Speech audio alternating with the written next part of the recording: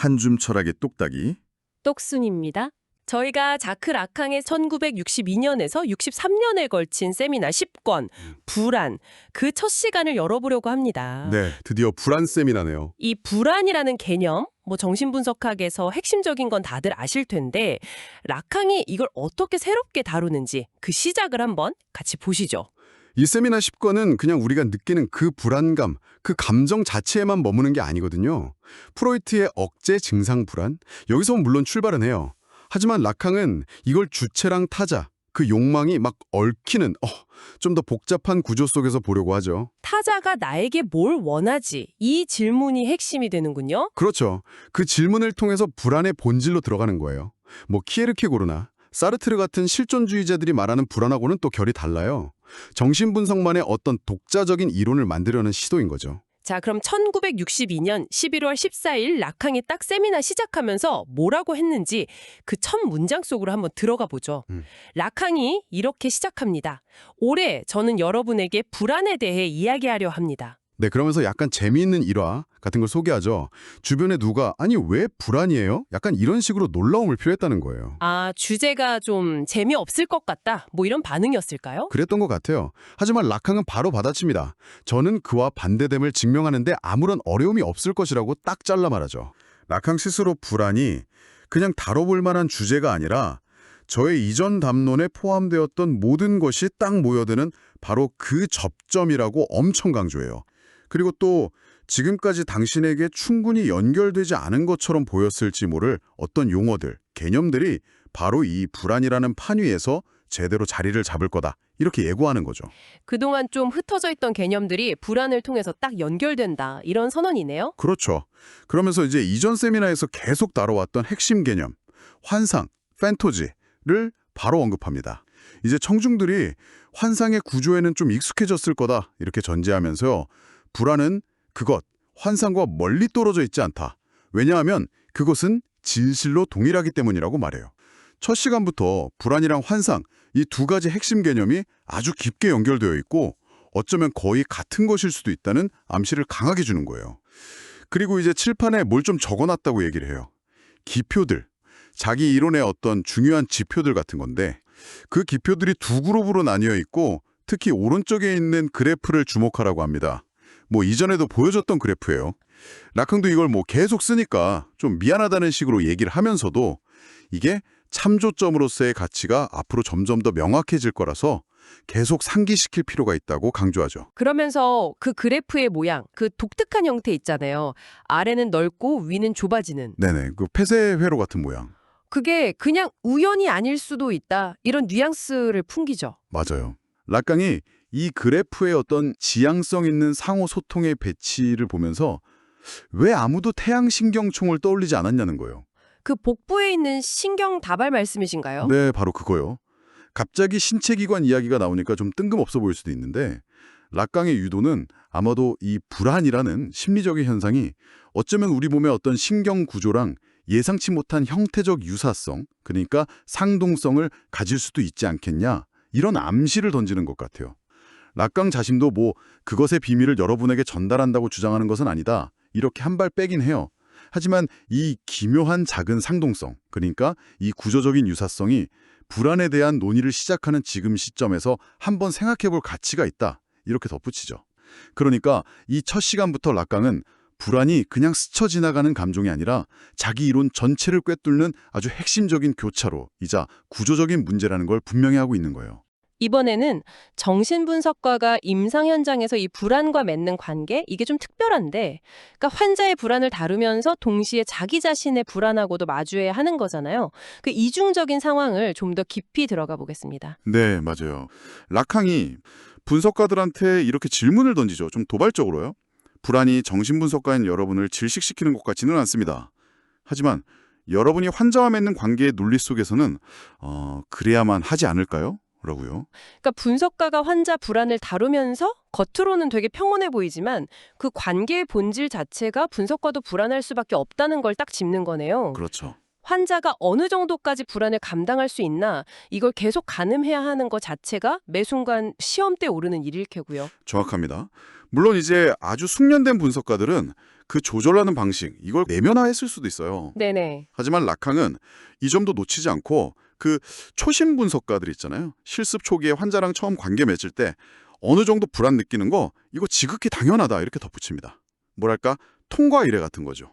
분석가가 스스로 잘 관리하고 있다고 느끼는 그 불안하고 환자가 느끼는 불안이 이게 과연 같은 걸까요? 아니면 성질이 다른 걸까요? 라캉은 일단은 그 질문을 열어둔 채로 논의를 이어갑니다. 그러면서 이 질문의 실마리를 찾으려고 예전에 제시했던 그 공식 있죠. 불안과 타자의 욕망 사이의 근본적인 관계. 그 이야기로 다시 돌아갑니다. 동굴 안에서 동물 가면 쓴 주체가 엄청 큰 사막이랑 딱 마주치는 바로 그 우화예요. 라캉이 제시한 이 짧은 이야기, 그 핵심을 다시 한번 짚어보면 주체는 자기가 어떤 가면을 썼는지 몰라요. 그 거대한 사마귀의 눈이 있잖아요. 그 수수께끼 같은 거울 같은 눈을 통해서 자기 모습을 볼 수도 없다는 거예요. 아주 근원적인 불안을 딱 보여주는 은유인 거죠. 이게 바로 우리가 타자의 그 알 수 없는 욕망, 타인이 뭘 원하는지 모를 때 우리가 불안해지는 거, 바로 그거요. 그리고 이 사마귀 은유가 라캉이 욕망 그래프에서 말했던 그 질문하고 연결돼요. 두 수준 사이에 경첩 역할로 도입했던. 그 그래프의 두 층위, 그러니까 상상적인 거랑 상징적인 거, 그 캐부오이, 체보이, 너는 무엇을 원하느냐 말이죠. 네, 그렇습니다. 이 케부오이라는 질문은 바로 그는 나에게 무엇을 원하는가? 케멜 부틸 이 질문으로 이어지거든요. 여기서 라캉이 또 중요하게 지적하는 게 프랑스어 대명사 미, 즉 나, 이게 문법적으로 좀 모호하다는 거예요. 이게 직접 목적어일 수도 있고 간접 목적어일 수도 있거든요. 그러니까 그가 원하는 게 나인가? 일 수도 있고 나와 관련해서 그가 원하는 건 대체 뭐지? 이런 두 가지 의미 사이에서 주체는 굉장히 불안정한 상태에 놓이게 된다는 거죠. 단순히 그냥 나한테서 뭘 원해 이게 아니라 나라는 존재 자체를 두고 타자가 뭘 원하느냐 그 근본적인 불확실성 앞에서 오는 불안이군요. 바로 그 지점입니다. 라캉은 이걸 그래프상에서 욕망의 공식, 그 S바 뒤에 마른 목골 있고 그 안에 작은 타자 O랑 대문자 D 들어가는 거 있잖아요. 네. 그거랑 나르시시즘적 동일시 지점인 IO 사이의 어떤 긴장 관계로 설명을 해요. 즉, 타자의 그 수수께끼 같은 욕망하고 내가 이상적으로 동일시하고 싶은 이미지 사이에서 계속 변증법적인 관계가 작동하는데 바로 그 속에서 불안이 자기 기능을 발휘한다는 겁니다. 그러니까 불안 자체가 막 뭔가를 움직이는 힘이라기보다는 오히려 불안이 딱 나타나는 그 국면들을 통해서 우리가 이 복잡한 욕망의 관계 속에서 방향을 잡을 수 있게 해준다 이런 말씀이시군요. 약간 신호등이나 나침반처럼요. 네, 정확해요. 불안은 우리가 길을 잃지 않게 돕는 뭐랄까 때로는 고통스럽지만 꼭 필요한 그런 지표인 셈이죠. 그래서 라캉이 아까 던졌던 질문 있잖아요. 분석가는 이 불안 앞에서 당신은 누구를 아끼는가?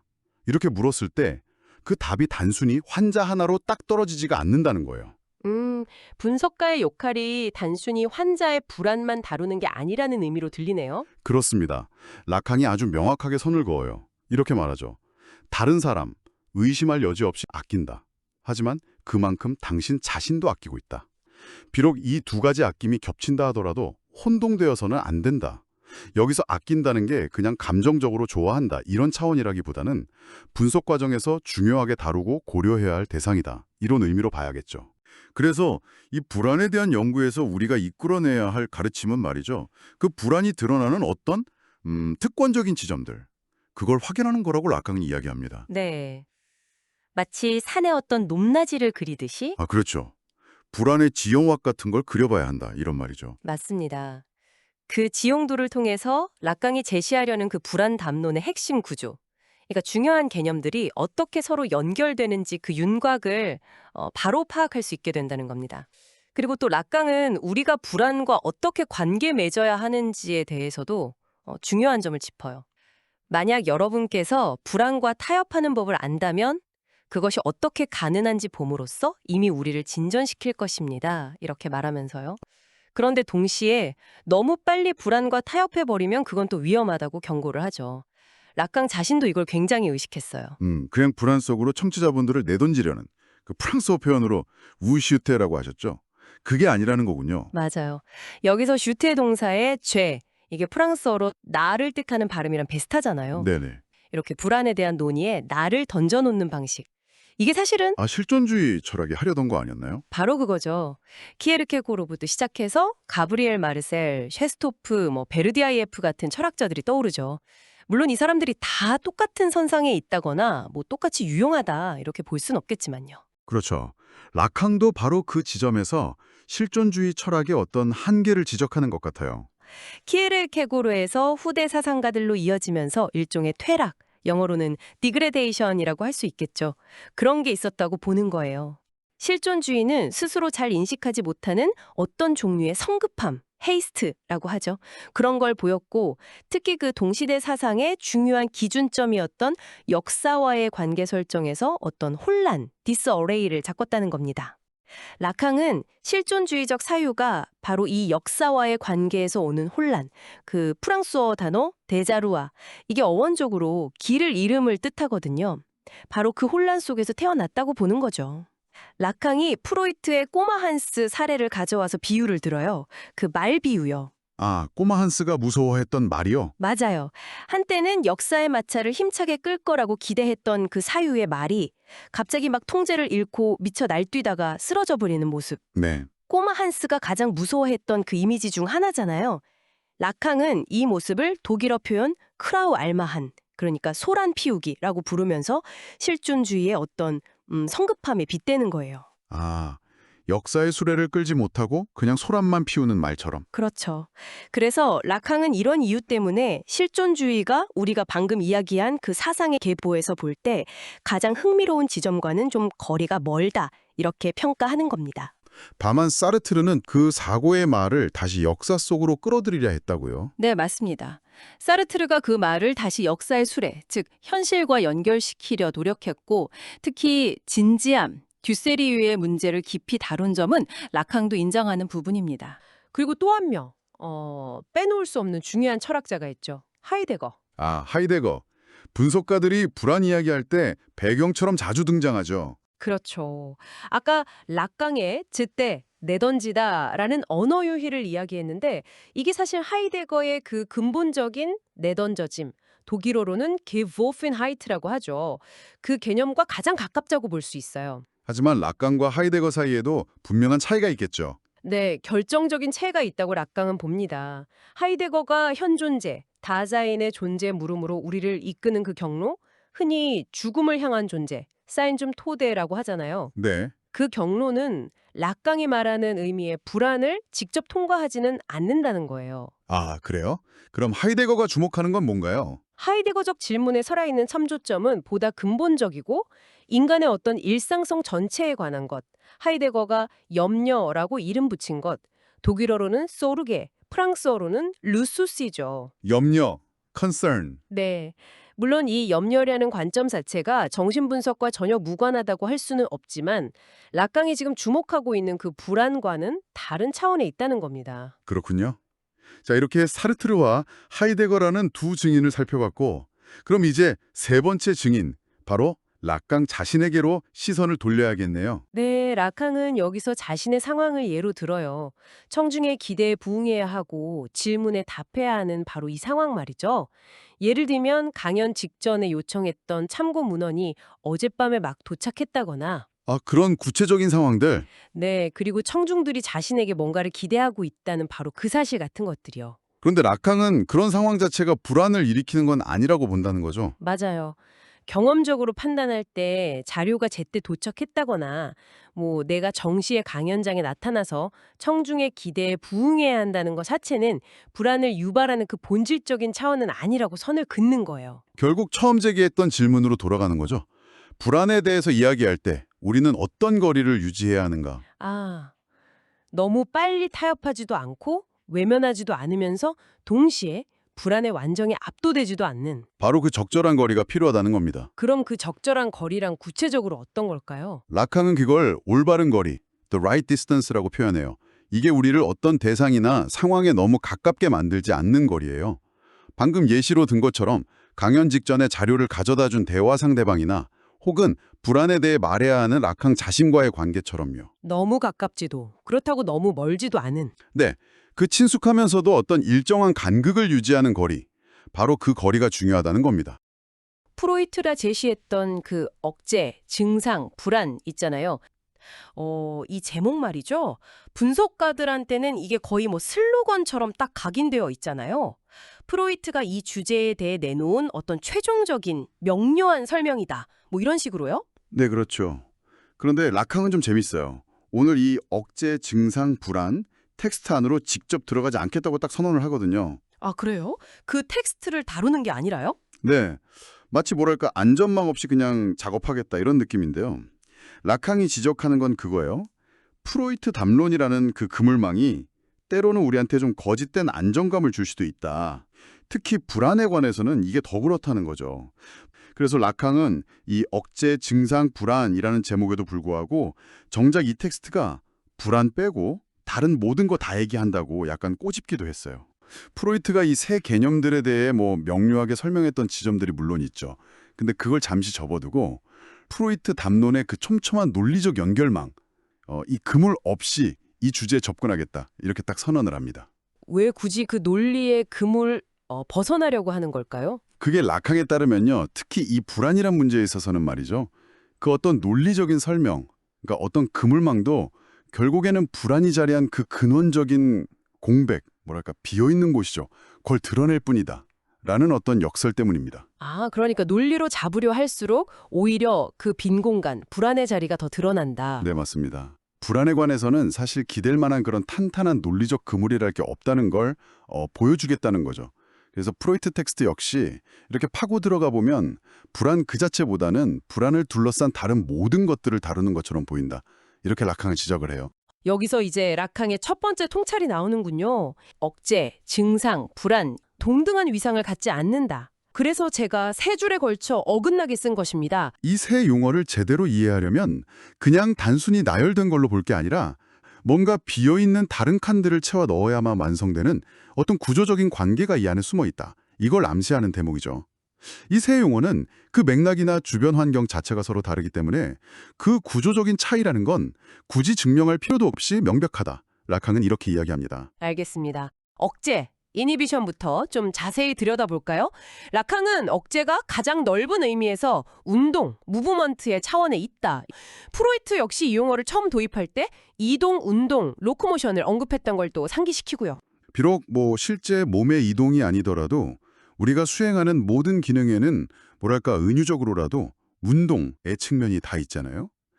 락항에 따르면 억제에서는 운동의 중단, stopping of movement, 이게 핵심적인 문제가 됩니다. 기능이 멈추는 것, 그게 바로 억제라는 거죠. 근데 단순히 운동의 중단이라고만 하면 예를 들어 운전하다가 브레이크 밟아서 멈추는 거, 브레이킹이랑 좀 헷갈릴 수도 있을 것 같은데요. 억제만의 고유한 특징은 뭘까요? 그냥 멈춤 이상의 의미를 포착해야 하니까 락항도 일종의 좌표축 같은 걸 설정하자고 제안을 해요. 한 축에는 방금 이야기 나눈 운동, movement, 다른 한 축에는 어려움, difficulty라는 개념을 놓습니다. 이 틀을 통해서 락항은 보다 일상적인 경험의 차원에서 이 문제를 좀 바라보도록 유도하는 거죠. 그래서 락항이 억제, 이니비션이라는 그 개념 대신에 생생한 일상어인 프랑스어 엉페시에, 그러니까 방해하다, 이 단어를 적극적으로 사용하자고 제안하는 거군요. 네네. 락항 말을 직접 빌려보면 우리의 주체들은 그들의 억제에 대해 말할 때 억제되어 있고 우리가 학회에서 그것에 대해 말할 때도 그렇습니다. 하지만 매일 그들은 방해받습니다. 락항이 이렇게 딱 선언하죠. 방해받는 것, to be impeded, 그것은 증상입니다. 그리고 억제된 것, inhibited, 그것은 박물관에 놓인 증상입니다. 마치 생명력을 잃고 그냥 박제된 표본처럼 억제라는 용어는 실제 살아있는 경험으로서의 그 증상과는 좀 거리가 있다. 이런 뉘앙스가 담겨 있는 거죠. 방해받는다는 말의 어원, 그 라틴어 임페디카레가 함정에 빠지다, to be caught in a trap 이런 의미를 품고 있다는 락항의 설명도 참 인상 깊었어요. 락항은 심지어 이 함정이라는 개념이 극히 귀중한 개념이라고까지 강조하던데요. 네, 그게 왜냐하면요. 이 함정이라는 이미지는 뭔가 다른 차원의 것, 그러니까 예를 들면 주체의 어떤 욕망이라든지 무의식적인 요소 같은 것들이 개입해서 우리를 꼼짝 못하게 얽어매는 그런 상황, 이걸 아주 강력하게 암시하기 때문입니다. 따라서 방해받음 또는 함정이라는 개념은 우리를 단순히 기능의 문제에서 벗어나게 해서 락항 정신분석학의 핵심이죠. 바로 주체, subject, 언어와 무의식 속에서 구성되는 우리 자신에게로 시선을 돌리게 만듭니다. 더 정확히 말하면 주체에게 불안이라는 이름으로 일어나는 그 사건들, 거기에 더 가까이 다가가게 만드는 어떤 열쇠가 되는 거죠. 억제는 운동의 정지이고 방해는 일종의 함정, 그러니까 나르시시즘적 포획과 관련된다고 봤었죠. 도표에서 방해는 증상, 심통의 열에 있었고요. 그렇죠. 핵심은 말씀하신 대로 그 나르시시즘적 포획이라는 함정이었어요. 주체가 향유를 향해 가다가 자기 거울 이미지에 딱 사로잡히는 거예요. 그러면서 가장 내밀한 곳에서 어떤 분열을 마주하게 되는 거죠. 이게 함정인 거고요. 그럼 이 매트릭스를 완성하기 위해서 당황, 정동, 동요 이런 개념들을 좀 더 정밀하게 봐야 할 것 같아요. 맞습니다. 어원 분석을 통해서 그 차이를 명확히 하고 불안이 과연 이 도표 어디쯤에 있는지 탐구해 봐야죠. 그럼 먼저 어려움의 차원, 그 세 번째 열부터 가볼까요? 억제, 방해 다음에 오는 게 당황이죠. 네, 맞아요. 당황. 이것도 어원을 따져보면 재미있는데요. 라틴어 임바라레에서 왔다고 봐요. 근데 이 임바라레 안에 바라, 즉 빗장이라는 뜻이 숨어 있어요. 그러니까 말 그대로 빗장을 치다, 어떤 장애물 뒤에 갇히거나 숨는다는 그런 뉘앙스인 거죠. 와, 그래서 우리가 당황하면 진짜 몸둘 바를 모르고 어딘가에 탁 막힌 느낌, 그 빗장에 갇힌 느낌을 받는 거군요. 아, 그리고 재미있는 게 스페인어에서 임신한 여성을 뜻하는 단어가 엠바라사다잖아요. 네네. 이것도 사실 이 어원과 관련이 있다고 봐요. 어떤 의미에서는 움직일 수 없는 상태, 또 다른 형태의 빗장을 보여주는 거죠. 그럼 이 당황은 어려움이라는 차원의 정점 같은 건가요? 네, 라캉은 그렇게 봐요. 어려움 축의 정점, 그러면서 불안보다는 조금 가벼운 상태로 보는 거죠. 알겠습니다. 이쪽에서 증상 쪽으로 내려오면 정동, 이모션이 있다고 하셨죠? 네, 정동, 이모션. 이건 뭐 이름에서도 좀 느껴지듯이 어원적으로 라틴어 모베레, 즉 움직이다와 아주 관련이 깊어요. 근데 여기에 골트슈타인이라는 정신의학자의 해석을 라캉이 좀 덧붙이는데요. X, 밖으로, 그리고 모션, 움직임. 이 두 개가 합쳐진 걸로 보는 거예요. 밖으로 움직인다. 네, 그러니까 그냥 움직이는 게 아니라 정상적인 운동의 선에서 벗어나서 와해되는 움직임. 골트슈타인은 이걸 파국적 반응, 캐타스트로픽 리액션이라고 불렀죠. 파국적 반응, 히스테리 발작이나 아니면 막 엄청 화내는 거 그런 것도 해당되나요? 네, 실제로 골트슈타인은 그런 것들을 파국적 반응이라고 지칭했어요. 근데 중요한 건 이게 불안과 관련이 없는 건 아니지만 그렇다고 해서 이게 곧 불안 자체는 아니라는 거죠. 그래서 라캉은 이 운동의 축에서 불안에 좀 더 정확하게 부응하는 개념으로 동요, 에모아라는 단어에 주목을 해요. 에모아. 언뜻 듣기에는 정동, 에모션이랑 비슷하게 들리는데요? 그게 좀 함정인데요. 놀랍게도 언어학자들은 이 에모아가 우리가 흔히 생각하는 움직이다, 감동시키다는 뜻의 에무브아와는 관련이 없다고 봐요. 그 뿌리를 찾아가면 13세기에 등장했던 에스마이엘라는 단어가 나와요. 근데 이 단어 뜻이 혼란스럽게 하다, 두렵게 하다, 당황하게 하다 이런 거예요. 여기서 더 파고들면 송라틴어 엑스마가레까지 가는데 이건 힘이나 활력을 잃게 만든다는 뜻이에요. 그리고 이 엑스마가레는 또 힘, 능력을 뜻하는 서게르만어 어근 마간과 연결이 돼요. 우리가 아는 영어의 메이나 독일어 묘겐과 같은 뿌리죠. 그러면 동료, 에모아라는 건 단순히 감정이 움직이는 걸 넘어서 어떤 힘의 상실, 내적인 와해나 붕괴에 가까운 상태를 의미한다고 봐야겠네요. 바로 그 지점이에요. 그래서 이게 프로이트가 말했던 트리베궁, 즉 충동의 발현에서 그냥 자극이나 움직임을 뜻하는 레궁과는 명확하게 구분이 되는 거죠. 그래서 간혹 트리베궁을 충동적 동요, 에모아 풀쇼넬이라고 번역하는 경우가 있는데 이건 사실 좀 오해의 소지가 있어요. 동요는 힘의 붕괴, 와해 쪽에 훨씬 가까운 개념입니다. 이렇게 어원을 하나하나 따져보니까 라캉이 왜 이 단어들을 골라서 매트릭스에 배치했는지 그 의도가 좀 더 선명하게 보이는 것 같습니다. 네, 그렇죠. 동요, 에모에는 운동이라는 축에서 겪게 되는 가장 깊은 수준의 교란, being disturbed 상태를 나타내는 거고요. 그리고 당황, embarrass는 어려움이라는 축에서의 정점이고요. 맞습니다. 그래서 라캉이 제시한 그 도표를 보면 이 둘, 당황과 동요는 같은 수준에 놓여 있어요. 하지만 불안을 구성하는 서로 다른 측면을 보여주는 거죠. 결국 이 당황, 정동, 동요라는 개념들이 불안 주변의 어떤 지형을 그리는데 아주 중요한 좌표들이긴 하지만 이것들 자체가 곧 불안은 아니다. 이 점이 중요하겠군요. 네, 그렇습니다. 불안은 이 개념들과 관계를 맺고 있지만 이 도표 위에서 또 다른 고유한 위치를 점하고 있는 거죠. 불안이 왜 단순한 감정이 아니라 특별한 정동, 에펙트인지 라캉의 설명을 좀 더 깊이 따라가 보겠습니다. 라캉은 자기가 정동에 별로 관심 없다는 오해를 좀 풀고 싶어 했어요. 정동이 즉각적으로 주어지는 존재도 아니고 뭐랄까 날 것 그대로의 주체 이런 것도 아니라고 강조합니다. 라캉에 따르면 정동은 억압되지 않는다는 거예요. 프로이트 역시 같은 말을 했다고 라캉은 덧붙이죠. 억압되지 않으니까 라캉 표현을 빌리면 정동은 닻을 내리지 못하고 표류합니다. 영어로는 unmoved, it goes with the drift라고 했죠.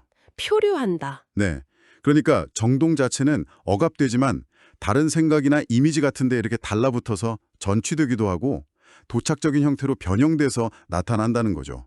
정동을 단내리게 하는 기표들, the signifiers which moor it, 그 기표들이 억압되는 거라고 라캉은 말합니다. 아, 그러니까 불안 같은 그 막연한 정동 자체는 억압이 안 되는데 그 정동에 달라붙는 어떤 말이나 이미지, 즉 기표가 억압의 대상이 된다는 거군요. 네, 바로 그 지점입니다. 예를 들어 뭐 실패라는 단어가 불안과 연결돼서 억압될 수는 있지만 불안이라는 그 정동 자체는 계속 떠다닌다. 기표와 정동의 관계가 핵심인 거죠. 라캉이 분노를 예로 든 것도 기억나실 거예요. 네, 작은 말뚝들이 더 이상 작은 구멍들 속으로 들어가지 않을 때 일어난다고 했죠. 그렇죠. 이게 뭘 의미하냐면 상징계, 그러니까 타자의 차원에서 어떤 약속이나 기대, 신뢰 같은 게 깨졌을 때, 즉 기표의 질서가 흔들릴 때 정동이 발생한다는 걸 보여주는 거죠. 라캉은 정념을 가장 잘 다룬 텍스트로 아리스토텔레스의 수서학 2권을 딱 꼽아요. 이게 왜 그러냐면 정념에 관한 최상의 분석이 바로 수서학이라는 그물망, 네트워크 오브 레토릭 속에서 포착된다고 봤기 때문이에요.